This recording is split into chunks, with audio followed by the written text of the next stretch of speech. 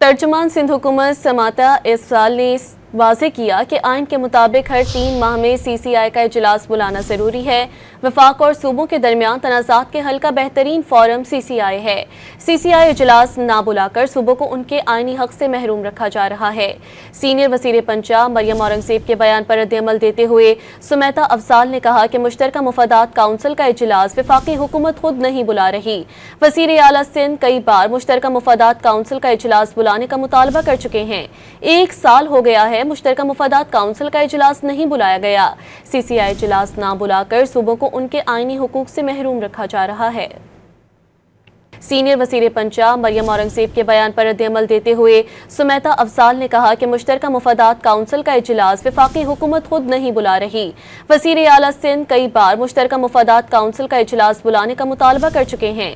1 साल हो गया है मुश्तरका मुफादात काउंसिल का इजलास नहीं बुलाया गया। CCI इजलास ना बुलाकर सूबों को उनके आइनी हुकूक से महरूम रखा जा रहा है।